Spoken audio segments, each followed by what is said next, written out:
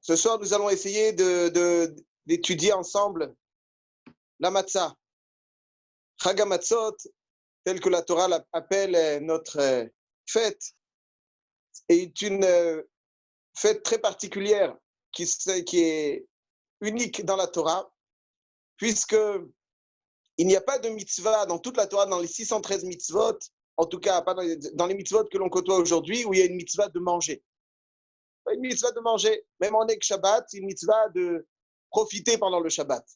Si quelqu'un profite en jeûnant, il a une indigestion et pour lui le profit c'est de s'abstenir de manger. Il est quand même la mitzvah de Oneg Shabbat. Même Yom Tov, c'est une mitzvah de Simcha. La même chose. Si quelqu'un il est Besimcha autrement, alors il peut être autrement Besimcha. La mitzvah n'est pas de manger. Même Sukkot, on peut dire que la mitzvah elle est d'habiter dans la Soukha. Maintenant, il faut exprimer cette habitation en mangeant. Et là, la mitzvah de matzah, c'est une mitzvah unique où la mitzvah, c'est de manger. La achila, c'est ça la mitzvah. Et la Torah, Chazal, nous vante les facultés très, très bénéfiques dans l'équilibre spirituel du juif que la matzah peut nous apporter. Il y a rarement des objets de mitzvah qui ont autant d'adjectifs, donc d'effets bénéfiques dans la Torah. Je vous donne peut-être un petit aperçu des appellations que nous donnent nos sages de la matzah. Donc il y a bien entendu matzah, qui d'ailleurs, avant de poursuivre, signifie combat, dispute. Dans la parashat Mishpatim, il est marqué V'chiyin natsu anashim, lorsque des hommes combattront. Dans le cadre donc d'une femme enceinte qui est frappée, il y a marqué V'chiyin natsu anashim, matzah ou meriva, un combat et une dispute. Donc matzah, c'est intéressant, ça s'appelle un combat. Bon, mettons ça de côté, on y reviendra peut-être tout à l'heure. Mais à part cela, ce combat bizarre que la matzah apporte, il y a d'autres adjectifs très différents l'un de l'autre. La Torah l'appelle lechem oni. Lechem oni, un pain de pauvre, de misère. Et Chazal disent que c'est aussi lechem she'oni malav dvarim arbe, un pain qui ne nous laisse jamais indifférents, qui nous interpelle. Lechem she'onim. Onim, c'est-à-dire réagir. Donc un pain qui ne nous laisse pas indifférents. Donc c'est un pain de misère, lechem oni, ani. C'est un pain qui nous permet de réagir.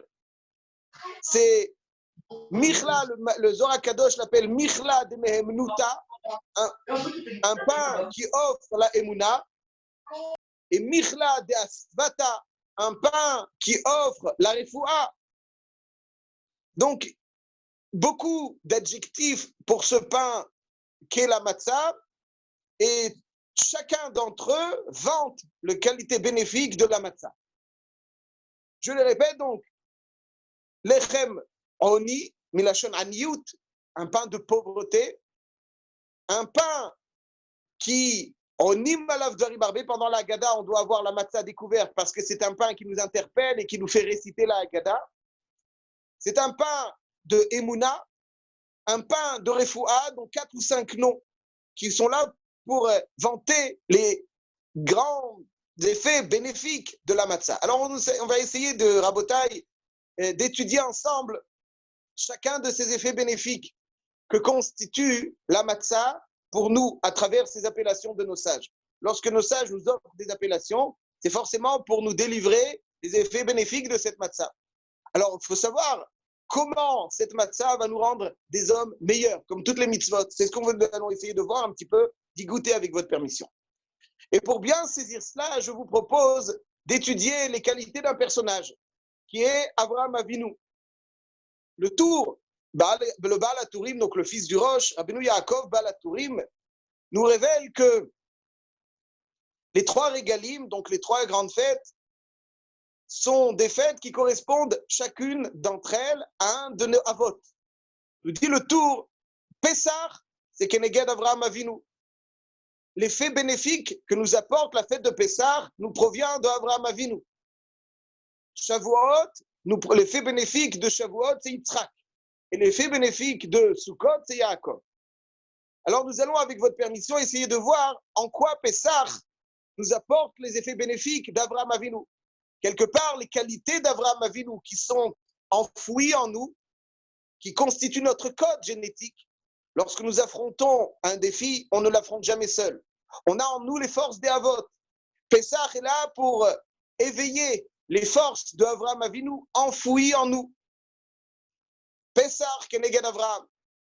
Et je vous propose donc, mes chers amis, de voir à travers les qualités d'Avraham Avinu la correspondance avec les qualités vantées par nos sages, par la Torah, de la Matzah. Essayons d'étudier un petit peu les qualités très rapidement d'Avraham Avinu, un petit peu d'y goûter. On n'arrivera jamais aux femmes, évidemment, juste goûter un petit peu les qualités d'Avraham Avinu et à travers cela nous rendre compte qu'il y a un parallèle entre les qualités vantées par la Torah et nos sages avec la Matzah et celles d'Avraham Avinu.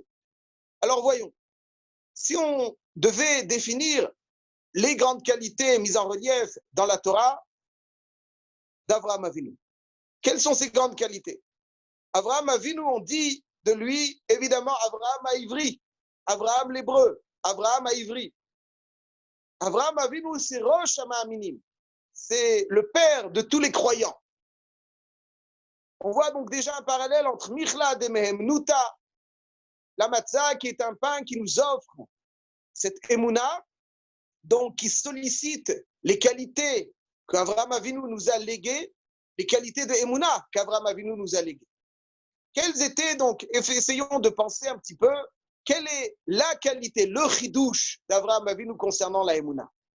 Et on verra donc qu'est-ce que, grâce à cela aussi, qu'est-ce que la matzah nous offre comme qualité de émouna. Avraham Avinu, c'est Rosh HaMa'aminim. Quel est le chidouche d'Avraham Avinu? Est-ce qu'avant lui, on pensait que le monde a été créé comme ça, soudainement, tout seul? Non. Avraham Avinu, même avant Avraham Avinu, il y avait des idoles. Donc forcément, ces idoles sont représentatrices de forces spirituelles. Donc tout le monde admettait qu'il y avait une force suprême. L'idole qu'ils adoraient et la concrétisation de cette représentation d'une force spirituelle qui, selon les Ovdei Avodah Zarah, en l'adorant, on s'attirait les faveurs de cette force spirituelle. Donc tout le monde croyait en une force suprême spirituelle. Alors, quel est le chidouche d'Avraham Avinu? Quel est le chidouche de Emouna? Eux aussi, ils étaient ma'aminim. Pourquoi les hommes de l'époque d'Avraham Avinu n'étaient pas ma'aminim? Maintenant qu'ils étaient ma'aminim, ils étaient ma'aminim faux. Mais ils étaient ma'aminim en une force spirituelle. Alors, quel est le chidouche d'Avraham Avinu qui lui fait mériter cette appellation qu'Avraham est Rosh HaMa'aminim? Quel est le chidouche de Emouna d'Avraham Avinu? Alors, mes chers amis, le chidouche d'Avraham Avinu en Emouna, et qui nous révèle un petit peu ce qu'est la Emouna, est le suivant. C'est vrai, même à l'époque d'Avraham Avinu, ils étaient ma'aminim en des forces spirituelles, mais ils considéraient, je vais juste dire leur erreur pour mettre en relief ce qu'Avraham Avinu nous a apporté, ils considéraient que, certes, il y a un Dieu tout-puissant qui a créé, duquel donc a émané une création. Néanmoins, ils considéraient que cette force divine toute-puissante est trop grande pour porter un intérêt quelconque à un homme. L'homme est si ridicule, si bénin. Comment est-ce qu'un Dieu tout-puissant aussi fort s'intéresserait aux actions de l'homme? S'intéresserait à ce que l'homme réalise? C'est un petit peu comme si un homme s'intéresserait aux fourmis. Quel intérêt il aurait donc à étudier la fourmi? Si ce n'est pour un doctorat ou je ne sais quoi. Mais en lui-même, les fourmis ne les intéressent pas. Alors, comment est-ce qu'on pourrait, disaient donc ceux qui faisaient Avodah Zarah, et comment est-ce qu'on pouvait considérer que le Dieu tout-puissant puisse s'intéresser à l'homme aussi bas, aussi bénin? Ils sont donc arrivés à la conclusion, par respect au tout-puissant, qu'il a délégué des forces, spirituelles qui, eux, vont gérer de façon autonome le cours de l'histoire. C'est eux qui vont, chacun à son poste, vont fournir le nécessaire dont ils ont la force à l'humanité. Et selon cette croyance, le Dieu tout-puissant était trop puissant, trop grand, trop donc déconnecté de l'homme, et il va falloir donc servir ces intermédiaires pour s'attirer leur faveur. Ça, c'est donc l'idéologie de Avodah Zarah. Donc l'idéologie de Avodah Zarah accepte un tout-puissant créateur, mais il n'accepte pas le lien entre ce tout-puissant et l'homme. Il y a des intermédiaires qui, eux, vont gérer, chacun selon leur force. Avraham Avinu est venu et était Mechadesh que pas du tout. Ce tout-puissant s'intéresse à l'homme. Pas simplement il s'intéresse à l'homme, mais l'homme est le centre de ses intérêts. La Emouna juive, c'est d'admettre évidemment l'existence du Tout-Puissant, mais c'est d'être ma'amin, d'avoir la foi en la grandeur de l'homme dans l'intérêt du Tout-Puissant. Ça, c'est la différence qu'il y a entre la Emouna des Ovdei Avodah Zarah, qui considérait que le Tout-Puissant est trop grand et qu'il ne suscite aucun intérêt chez l'homme, alors qu'au contraire, la Emouna de Avraham Avinu, c'est de dire que Hachem s'intéresse à l'homme. L'homme et le peuple juif, encore plus, est au centre de son intérêt. Avec tous les milliards de malachim qu'il a, le centre de son intérêt, c'est le Ham Israël. Et c'est ça le chidouche d'Avraham Avinu. Et c'est ça le combat idéologique qui opposait Avraham Avinu à son époque. Son époque disait à Avraham Avinu, considérer que le Tout-Puissant s'intéresse à l'homme, c'est lui manquer, c'est le minimiser, c'est le réduire. Tu n'as pas le droit de penser ce que tu penses. Avraham Avinu combattait et disait, oui, ce Tout-Puissant, avec toute sa grandeur, s'intéresse à ce qui se passe sur terre. Et comme on le dit dans le Hallel, Mi kashem Elokeinu hamagbihi lashavet, hamashpili lirot bashamayim uvaret. Qui ressemble à Kadosh Baruch Hu, qui est magbihi lashavet, qui réside dans les cieux très hauts, mais hamashpili, mais qui observe, qui se rabaisse littéralement, lirot bashamayim uvaret, pour voir ce qui se passe sur terre. Donc, la émouna du Yehudi, c'est qu'il est au centre. Chaque Yehudi est au centre des préoccupations d'Hachem. Est au centre de préoccupation d'Hachem à tel point, qu'il y a un machal très, très intéressant qu'il faut retenir, que certains d'entre vous, je suis sûr, ou peut-être tout le monde le connaît, vous êtes des Talmidei Chachamim, le machal qui dit que un jour, un homme, à la fin de ses jours, on lui faisait le récapitulatif de sa vie à travers des images qui décrivait la succession d'événements de son existence. Et le cursus, le cheminement, était marqué par des traces de pas, parallèlement à cette succession d'événements. Et l'homme observe un petit peu sa vie, les images qui lui sont parallèles, et voit que, parallèlement aux événements réjouissants de son existence, il y avait deux traces de pas. Et parallèlement aux événements tristes de son existence, il n'y avait qu'une seule trace de pas. Et il lève les yeux au ciel, il dit à Hachem, mais pourquoi dans les moments réjouissants, tu étais avec moi? Deux traces de pas. Et pourquoi dans les moments tristes, tu m'as laissé seul? Il n'y a qu'une seule trace de pas. Hachem observe cet homme et lui dit, sache mon fils, pendant les moments réjouissants, il y a deux traces de pas parce que je te tenais par la main. Pendant les moments tristes, il n'y avait qu'une seule trace de pas, c'est la mienne. Parce que dans les moments difficiles, je te prenais dans mes bras. Akadosh Baruch Hu est mashgiach. Son intérêt, c'est le Ham Israël. C'est chaque juif individuellement. C'est ça la émouna d'Avraham Avinu. C'est de se sentir connecté à Hachem. Qu'Hachem, rien ne lui échappe. Il nous soutient. Il nous supporte. Il nous oriente. Il nous protège. Il fait pour nous ce qu'il y a de meilleur. Ça, c'est la émouna d'Avraham Avinu. Et la matzah est là quelque part pour éveiller ce système enfoui en nous, pour l'accentuer, pour le bonifier. Ce système de émouna profondément ancré à l'intériorité de chaque juif. Ça, c'est Michla de Behemnuta. Voilà pourquoi le tour nous dit que la fête de Pessah est le parallèle d'Avraham Avinu. La fête de Pessah, c'est Avraham Avinu, c'est les qualités d'Avraham Avinu que la fête de Pessah nous apporte. Et effectivement, c'est les qualités d'Avraham Avinu, de Emouna en premier lieu que la matzah nous apporte. Ça, c'est donc le premier parallèle qu'il y a entre la matzah, les qualités d'Avraham Avinu, Pesach et Avraham Avinu. Permettez-moi, Rabotai, de continuer encore un petit peu. On dit de la matzah, des adjectifs de la matzah, c'est un pain de guérison. Un pain de guérison.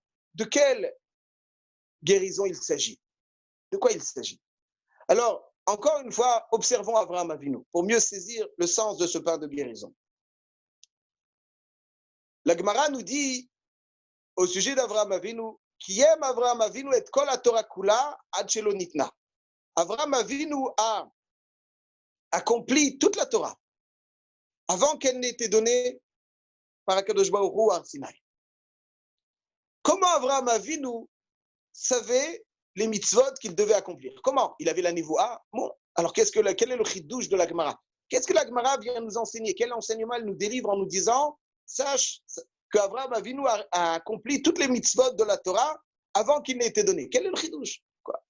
On vient nous dire qu'Avraham Avinu était un avis, c'est marqué dans la Torah qu'il dialoguait avec Hachem. C'est marqué dans la Torah. Quel est le chidouche? Alors que Hachem lui a révélé les mitzvot, nous, c'est là. Nos sages nous disent, Michal Mizlotchov, un des grands élèves du Baal Shem Tov, dit que quand on nous enseigne qu'Avraham Avinu a accompli toute la Torah avant qu'elle ne soit donnée, ça vient nous enseigner quelque chose de grandiose. Nous disent Michal Mizlotchov, il dit, il y a un phénomène physique sublime dans la nature. Tout celui qui a assisté à une naissance, sans aucun doute, a été émerveillé par ce phénomène. L'enfant, le bébé, sort à peine du ventre de sa maman, qu'immédiatement, il a l'instinct de succion qui se met en place. Tout de suite, il commence à chercher où est-ce qu'il pourrait être. Mais qui est-ce qui lui a appris? D'où il a appris? Il y a quelque chose. D'où il vient? Il est en train de chercher. Nous dire à Michal Mizlotchov, Hachem a inculqué dans la nature cet état naturel de chaque création, chaque être vivant est capable de s'orienter naturellement vers ce qui va le nourrir et lui donner donc la capacité de vivre.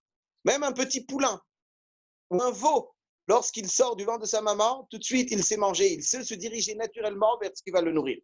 Hachem a inculqué donc dans la réalité physique de notre monde cette capacité que tout être vivant se dirige naturellement, de façon autonome, vers ce qui va le nourrir. Avraham Avinu nous dit, le Rabbi Michal Mizlotchov, c'était la même chose. Avraham Avinu sentait à quel point chaque mitzvah allait constituer la nourriture de son âme. Chaque mitzvah nourrissait Avraham Avinu. Exactement comme le corps a besoin d'être nourri, l'âme aussi a besoin d'être nourrie. Alors des fois, certains sentent plutôt la faim du corps et moins la faim de l'âme. Mais il faut savoir que l'âme a besoin d'être nourrie et c'est ce qui va la nourrir pour après 120 ans, elle a besoin d'être nourrie. Mi shetarach be'erev Shabbat, yochal be'Shabbat. Celui qui s'est investi pour préparer des aliments pour Shabbat, alors Erev Shabbat, alors il mangera pendant Shabbat. Les mitzvot, la Torah nourrissent la personne.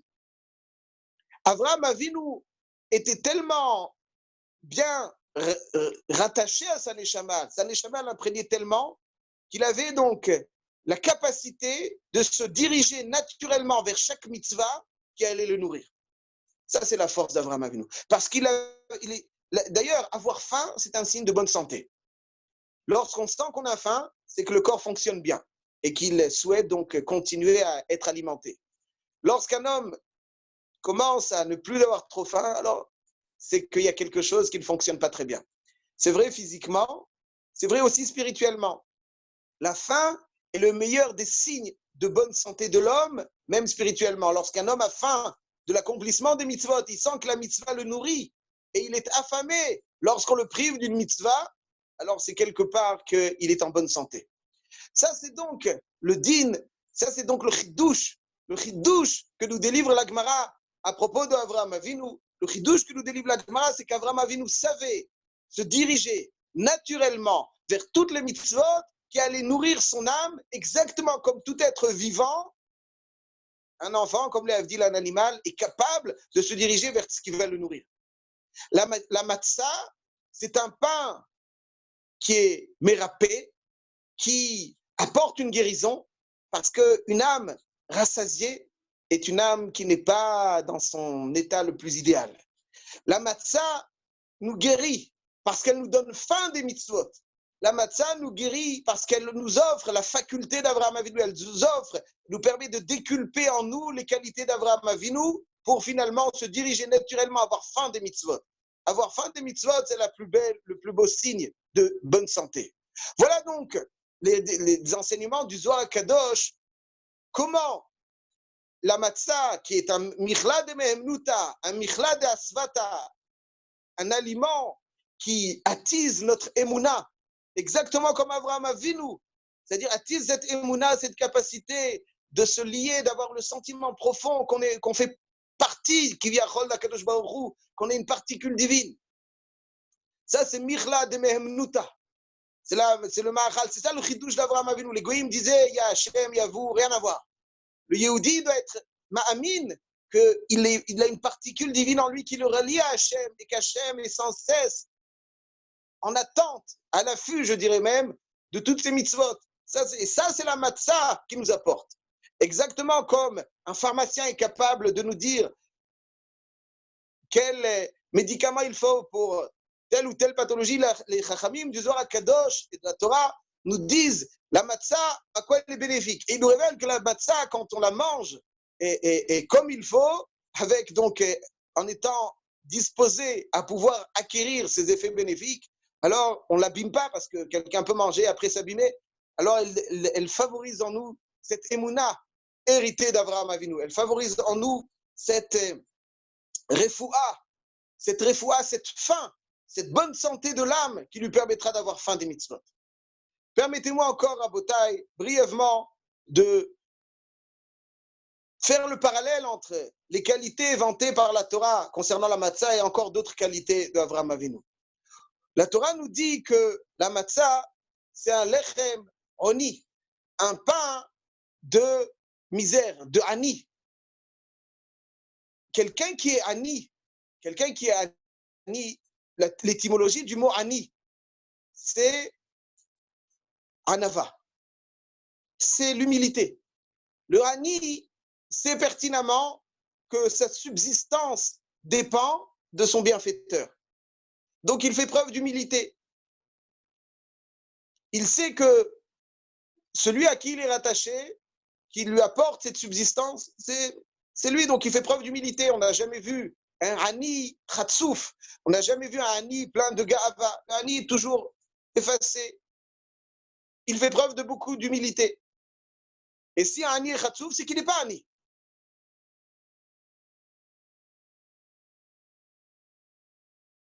La qualité, la force de la hanava, c'est être à l'origine de toutes les bonnes midotes. Quelqu'un qui veut essayer de voir quelle est la mida qui est mère de toutes les bonnes midotes, c'est la hanava.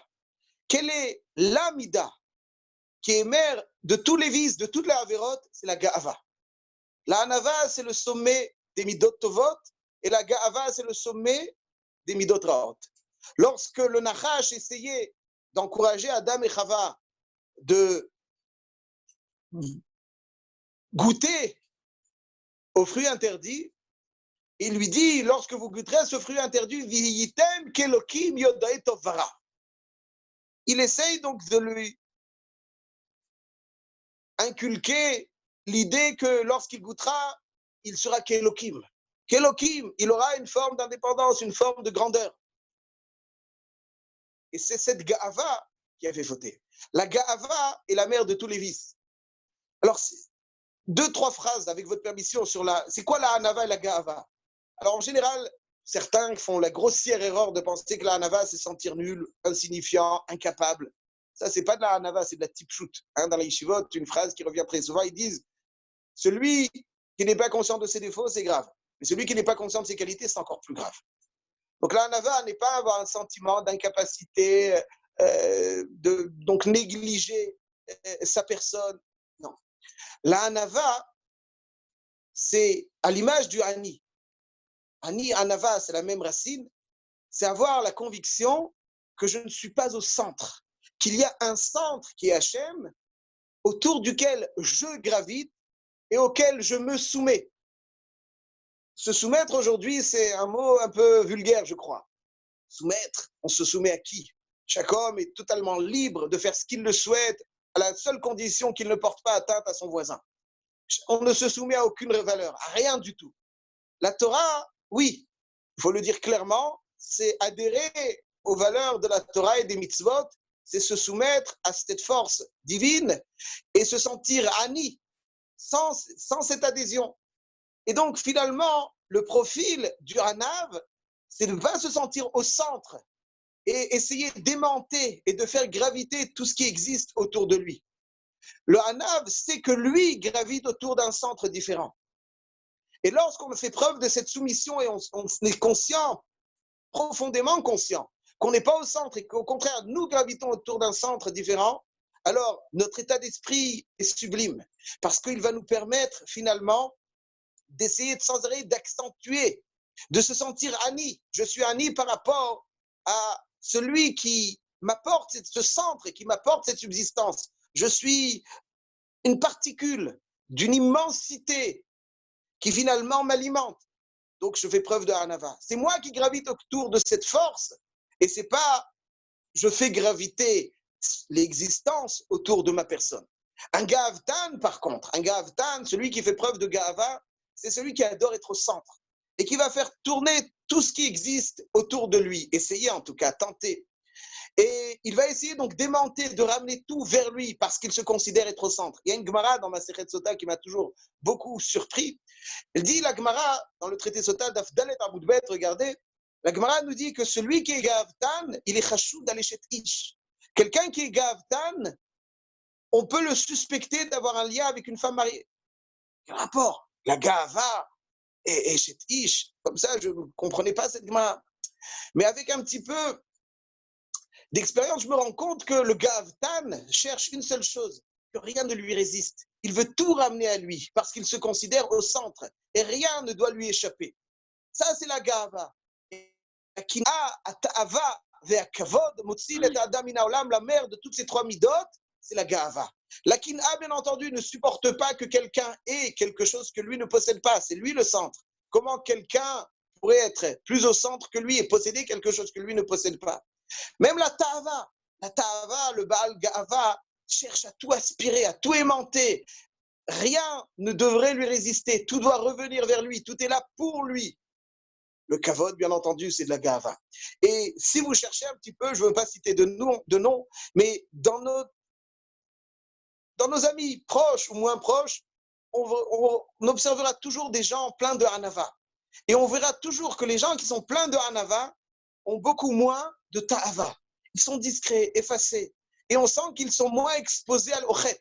C'est la Ga'ava qui fait que l'homme, qui met en danger l'homme et qui va lui donner l'illusion d'être au centre. Et donc forcément, si les Ga'avtan, il ne peut pas, lui, se sentir tafel et que se sentir donc rattaché à une dimension beaucoup plus grande qu'est Akadosh Baruch Hu. C'est pour ça que celui qui est Baal Gava, qui est l'Oved Avodah Zara, c'est lui qui est au centre et pas Hachem.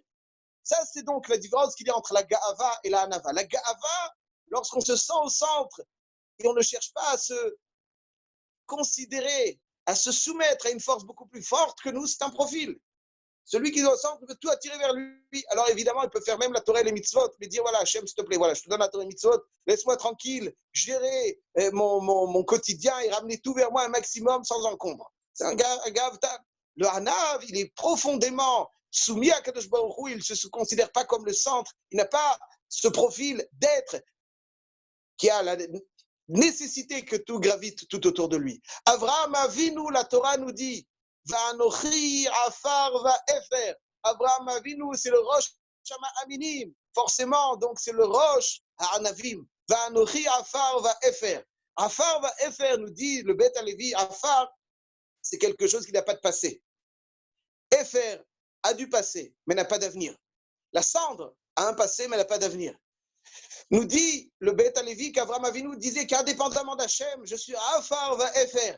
Rien ne gravite autour de lui, il n'a aucune capacité, il ne se sent capable d'exister qu'à travers cette connexion à une force immense, immense, dont il fait partie, dont il est une particule. La Hanava est si importante dans le kiyum sincère de la Torah et des mitzvot que justement la matzah, c'est un lechem symbolisant la haniyut. La matzah, même la forme de la matzah, c'est une proussa. On fait yachat avant de réciter la Haggadah parce qu'il faut réciter la Haggadah sur un pain symbolisant le pain du Hani. Le Hani, lui, il a une proussa, il n'a rien d'entier. Il a juste il n'a pas une miche de pain entière, il a des morceaux de pain qu'on a bien voulu lui offrir. Ça, c'est donc le sentiment de Hanava que la matzah peut nous inculquer et donc qui nous est offert par Avraham Avinu. Permettez-moi, mes chers amis, de terminer à travers un autre, la qualité dont on va parler, la dernière qualité dont on va parler d'Avraham Avinu, et qui est donc celle de la zrizout. Avraham Avinu, c'est la zrizout. Vayashkem Avraham baboker, vayachavosh et chamoro. Vel abakar ratz Avraham. Avraham Avinu, c'est celui qui est zélé. C'est celui qui est zélé. Ce zèle existe chez celui qui est interpellé, qui réagit. J'explique un petit peu mieux, avec votre permission. Quand on aime quelque chose, on le fait avec zèle. Lorsqu'on n'aime pas, on le fait avec beaucoup de lourdeur. Avraham Avinu nous disent dans le Tanakh qu'Avraham, c'est Avraham Ohavi. Akadosh Baruch Hu dit de personne d'autre que d'Avraham Avinu qu'il l'aime. Avraham Avinu aime Hachem. Et permettez-moi juste une minute ou deux, où est-ce qu'on voit qu'Avraham Avinu, Akadosh Baruch Hu, le qualifie de Ohavi? On ne retrouve pas cela chez d'autres tzadikim, qu'Akadosh Baruch Hu dit de eux Ohavi, on retrouve ça chez Avraham Avinu. C'est pas qu'il n'était pas, mais en tout cas, Akadosh Baruch Hu, comme ça il dit, de Avraham Avinu. Où est-ce qu'on voit qu'Avraham Avinu aime Akadosh Baruch Hu? De façon très, très, très, très claire et très nette.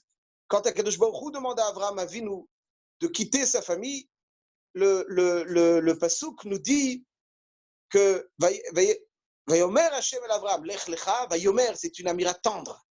Et une amira, donc c'est-à-dire c'est une parole tendre. Akadosh Baruch Hu encourage Avraham Avinu, lui dit vas-y, quitte ta maison, je te donnerai une grande descendance, beaucoup de richesses. Et quand Avraham effectivement quitte sa famille pour aller vers Eretz Israël, il y a marqué Vayas Avraham kasher diber elav Hashem. Vayelech Avraham kasher diber elav Hashem. On emploie le terme dibour. Avishaya, Comme si juste Mechila, il reste une minute du temps, sinon on se reconnecte. Okay. Alors on va sinon on se reconnecte. Avraham Avinu.